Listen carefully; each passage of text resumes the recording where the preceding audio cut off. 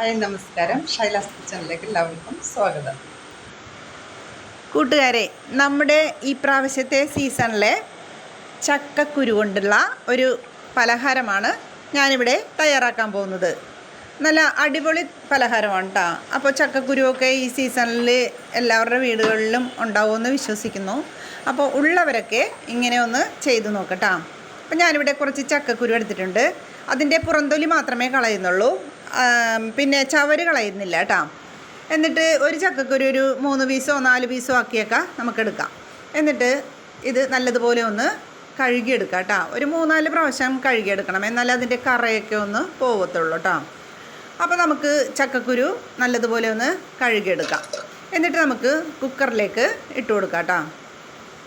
അപ്പോൾ കുക്കറിൽ വെച്ച് ആദ്യം വേവിച്ചിട്ടാണ് നമ്മൾ ഈ പലഹാരം ഉണ്ടാക്കാൻ പോകുന്നത്. പിന്നെ ഇതിലേക്ക് ആവശ്യത്തിനുള്ള വെള്ളവും, അതായത് നികക്കെ വെള്ളം ഒഴിക്കണം കേട്ടോ. ഈ ചക്കക്കുരുവിൻ്റെ മീതെ വരെ വെള്ളം ഒഴിക്കണം. എന്നിട്ട് ആവശ്യത്തിനുള്ള ഉപ്പും കൂടെ ഇട്ടിട്ട് നമുക്കൊന്ന് ഒരു 4 വിസിൽ വരുന്നത് വരെയാണ് ഞാനിവിടെ വേവിച്ചെടുത്തിരിക്കുന്നത് കേട്ടോ. ചക്കക്കുരു കുഴഞ്ഞു പോയാലും കുഴപ്പമൊന്നുമില്ല. അപ്പോൾ 4 വിസിൽ വരുന്നത് വരെ ഒന്ന് വേവിച്ചെടുത്തിട്ട് നമുക്കൊന്ന് മാറ്റി വെക്കാം. പിന്നെ ഒരു ചീനച്ചട്ടി അടുപ്പിൽ വെച്ച് കൊടുത്തിട്ടുണ്ട്. ഞാനിവിടെ ഇരുമ്പിൻ്റെ ചീനച്ചട്ടിയാണ് എടുത്തിരിക്കുന്നത്. അത് ഓരോരുത്തരുടെ ഇഷ്ടം അനുസരിച്ചെടുക്കാം. എന്നിട്ട് അതിലേക്ക് ഒരു 1/2 കപ്പ് ശർക്കര നീര് ഒഴിച്ചു കൊടുക്കുന്നുണ്ട്. പിന്നെ കുറച്ച് തേങ്ങാപ്പീരയും കൂടെ ഇട്ട് കൊടുക്കുന്നുണ്ട്. എന്നിട്ടെല്ലാം കൂടി ഒന്ന് ഇളക്കി യോജിപ്പിച്ചിട്ട്, ചക്കക്കുരുവിൻ്റെ വെള്ളമാണ് കേട്ടോ ഇത്, അപ്പോൾ ഊറ്റി കളഞ്ഞിരിക്കുവാണത്.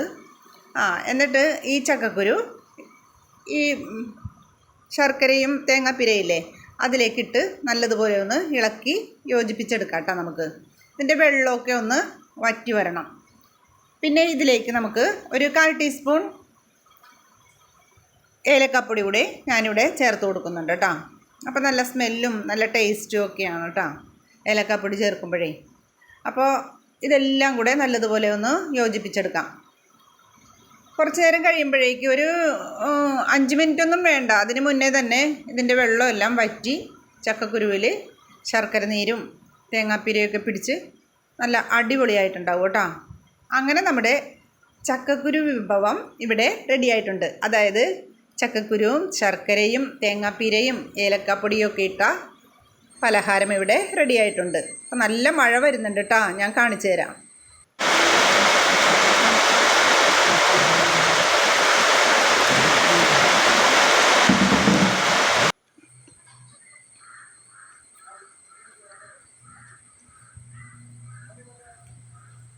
സൂപ്പറാണ് കേട്ടോ.